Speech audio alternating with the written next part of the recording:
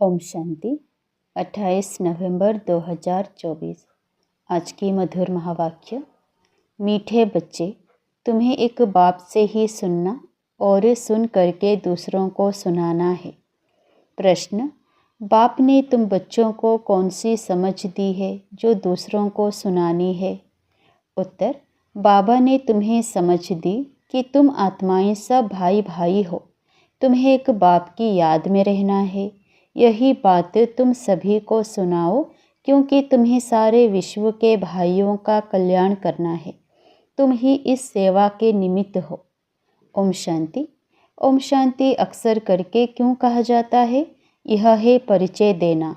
आत्मा का परिचय आत्मा ही देती है। बातचीत आत्मा ही करती है शरीर द्वारा। आत्मा बिगड़ तो शरीर कुछ कर नहीं सकता, तो यह आत्मा अपना परिचय देती है। हम आत्मा हैं, परमपिता परमात्मा की संतान हैं। वह तो कह देते अहम आत्मा सो परमात्मा। तुम बच्चों को यह सब बातें समझाई जाती हैं। बाप तो बच्चे बच्चे ही कहेंगे ना। रूहानी बाप कहते हैं, हे रूहानी बच्चों, इन ऑर्गन्स द्वारा तुम समझते हो। बाप समझाते हैं, पहले पहले है ज्ञान, फिर है भक्ति। ऐसे नहीं कि पहले भक्ति पीछे ज्ञान है। पहले है ज्ञान दिन, भक्ति है रात। फिर पीछे दिन कब आए? जब भक्ति का वैराग्य हो। तुम्हारी बुद्धि में यह रहना चाहिए। ज्ञान और विज्ञान है ना। अभी तुम ज्ञान की पढ़ाई पढ़ रहे हो, फिर सतयुग त्रेता में तुमको ज्ञान की प्रारब्ध मिलती है। ज्ञान बाबा अभी देते हैं, जिसकी प्रारब्ध फिर सतयुग में होगी। यह समझने की बातें हैं ना। अभी बाप तुमको ज्ञान दे रहे हैं, तुम जानते हो। फिर हम ज्ञान से परे विज्ञान अपने घर शांति धाम में जाएंगे। उसको ना ज्ञान ना भक्ति कहेंगे, उसको कहा जाता है विज्ञान। ज्ञान से परे शांति धाम में चले जाते हैं। यह सब ज्ञान बुद्धि में रखना है। बाप ज्ञान देते हैं, कहाँ के लिए? भविष्य नई दुनिया के लिए देते हैं। नई दुनिया में जाएंगे तो पहले अपने घर जरूर जाएंगे। मुक्ति धाम में जाना है, जहाँ की आत्माएं रहवासी हैं। वहाँ तो जरूर जाएंगे ना। यह नई नई बातें तुम ही सुनते हो और कोई समझ नहीं सकते। तुम समझते हो हम आत्माएं स्पिरिचुअल फादर के स्पिरिचुअल बच्चे हैं। रूहानी बच्चों को जरूर रूहानी बाप चाहिए। रूहानी बाप और रूहानी बच्चे। रूहानी बच्चों का एक ही रूहानी बाप है। वह आकर नॉलेज देते हैं। बाप कैसे आते हैं वह भी समझाया है।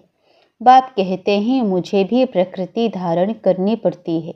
अभी तुमको बाप से सुनना ही है, सिवाय बाप के और कोई से सुनना नहीं है। बच्चे सुनकर फिर और भाइयों को सुनाते हैं। कुछ ना कुछ सुनाते जरूर हैं। अपने को आत्मा समझो, बाप को याद करो, क्योंकि वही पतित पावन है। बुद्धि वहाँ चली जाती है। बच्चों को समझाने से समझ जाते हैं, क्योंकि पहले बेसमझ थे। भक्ति मार्ग में बेसमझाई से रावण के चंबे में आने से क्या करते हैं? कैसे छी छी बन जाते हैं। शराब पीने से क्या बन जाते हैं? शराब गंदगी को और ही फैलाती है। अभी तुम बच्चों की बुद्धि में है कि बेहद के बाप से हमको वर्षा लेना है। कल्प कल्प लेते आए हैं, इसलिए देवी गुण भी जरूर धारण करने हैं। श्री कृष्ण के देवी गुणों की कितनी महिमा है। वैकुंठ का मालिक कितना मीठा है।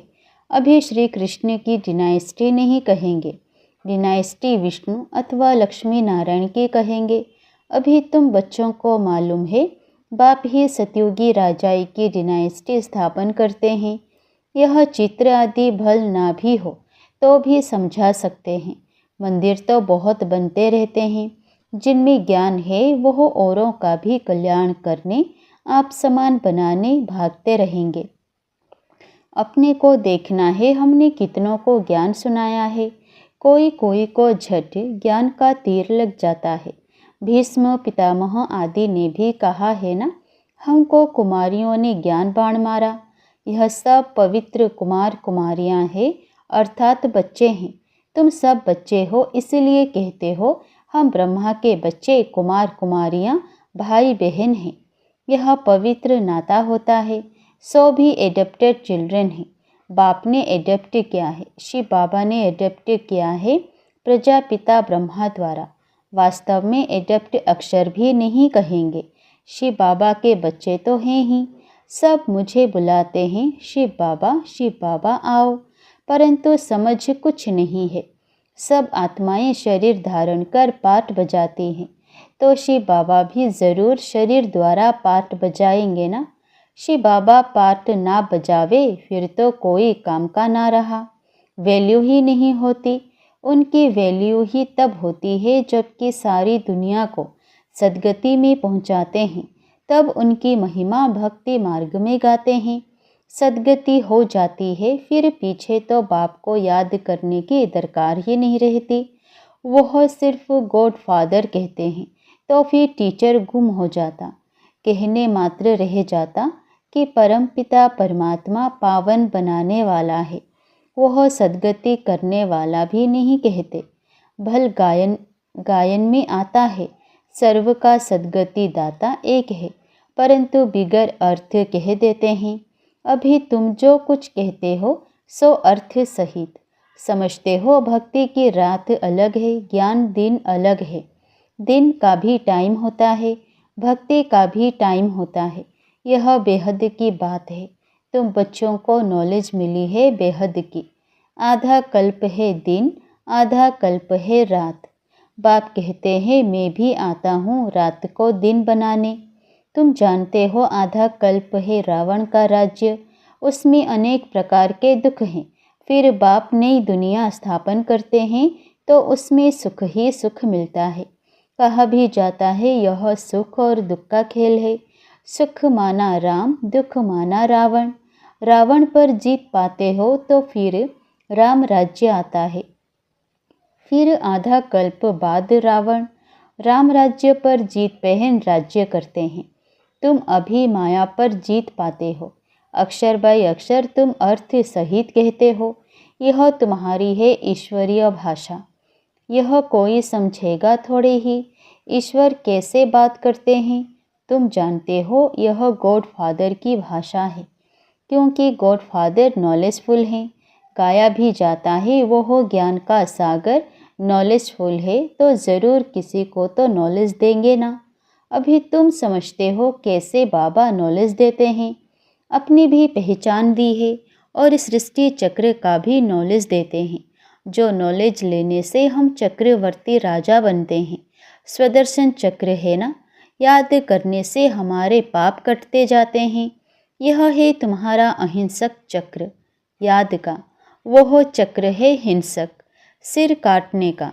वह अज्ञानी मनुष्य एक दो का सिर काटते रहते हैं। तुम इस स्वदर्शन चक्र को जानने से बादशाही पाते हो। काम महाशत्रु है, जिससे आदि मध्य अंत दुख मिलता है। वह है दुख का चक्र। तुमको बाप यह चक्र का नॉलेज समझाते हैं, स्वदर्शन चक्रधारी बना देते हैं। शास्त्रों में तो कितनी कथाएं बना दी हैं, तुमको अभी वह सब भूलना पड़ता है। सिर्फ एक बाप को याद करना है, क्योंकि बाप से ही स्वर्ग का वर्षा लेंगे। बाप को याद करना है और वर्षा लेना है। कितना सहज है।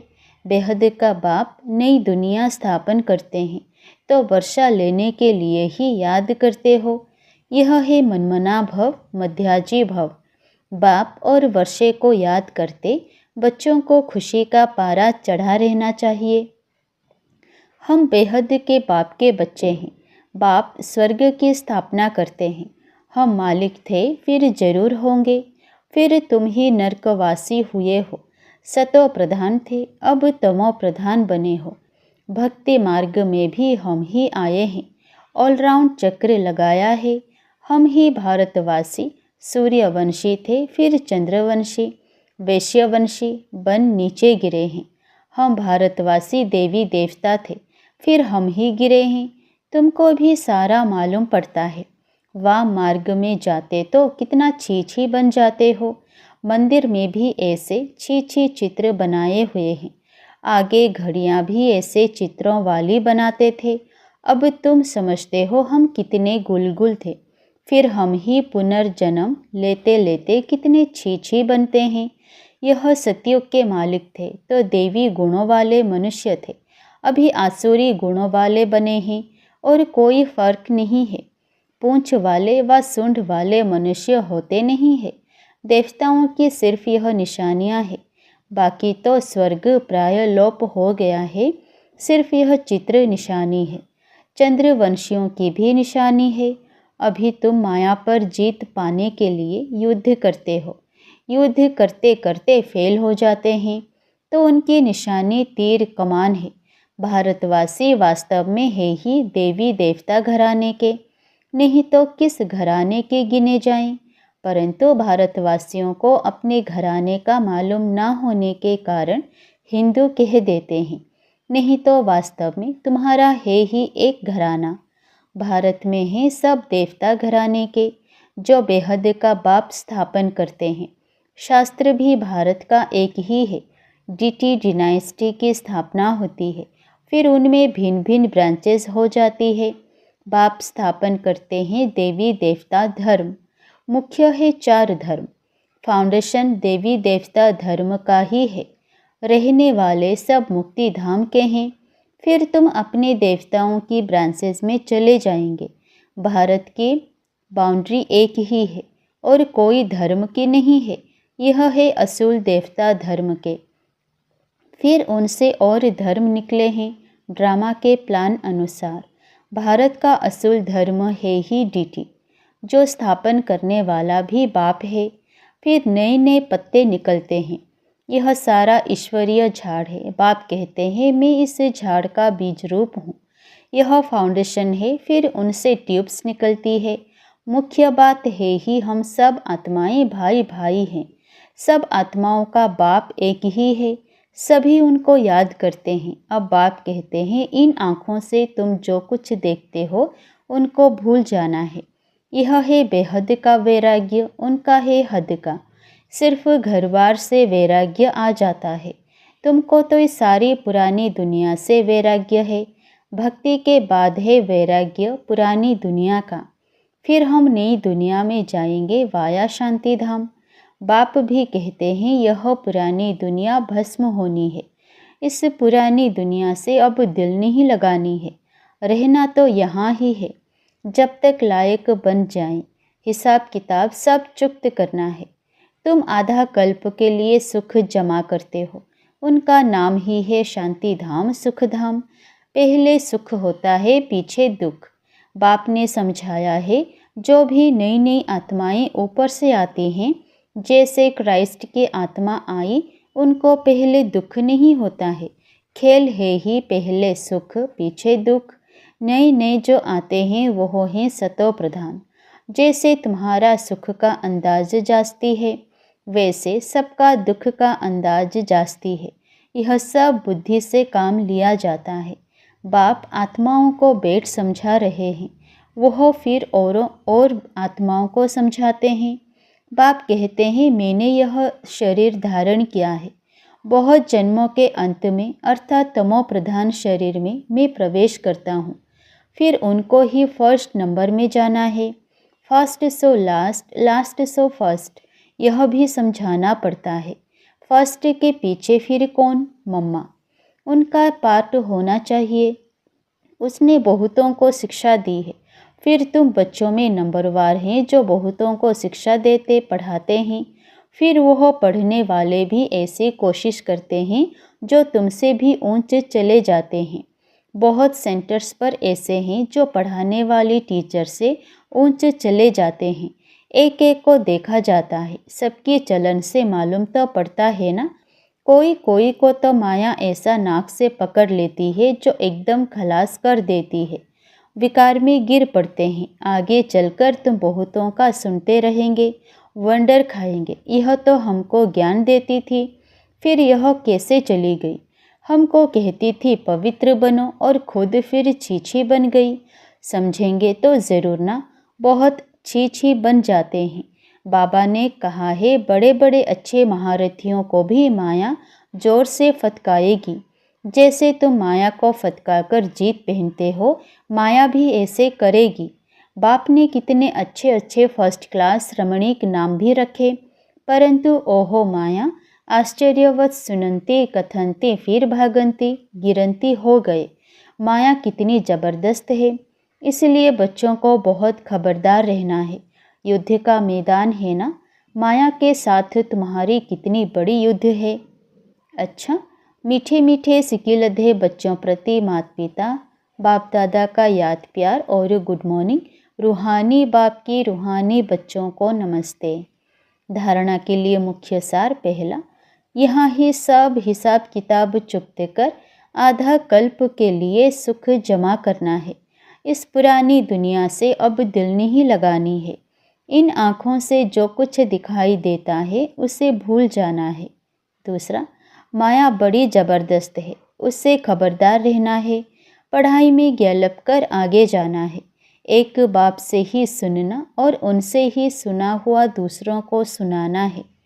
वरदान, बेहद की दृष्टि वृत्ति और स्थिति द्वारा सर्व के प्रिय बनने वाले डबल लाइट फरिश्ता भव। फरिश्ते सभी को बहुत प्यारे लगते हैं, क्योंकि फरिश्ता सर्व का होता है, एक दो का नहीं। बेहद की दृष्टि वृत्ति और बेहद की स्थिति वाला फरिश्ता सर्व आत्माओं के प्रति परमात्मा संदेश वाहक है। फरिश्ता अर्थात डबल लाइट, सर्व का रिश्ता एक बाप से जुटाने वाला, देह और देह के संबंध से न्यारा, स्वयं को और सर्व को अपने चलन और चेहरे द्वारा बाप समान बनाने वाला, सर्व के प्रति कल्याणकारी, ऐसे फरिश्ते ही सबके प्यारे हैं। स्लोगन, जब आपकी सूरत से बाप की सीरत दिखाई देगी तब समाप्ति होगी। जब आपकी सूरत से बाप की सीरत दिखाई देगी तब समाप्ति होगी। अच्छा, ओम शांति।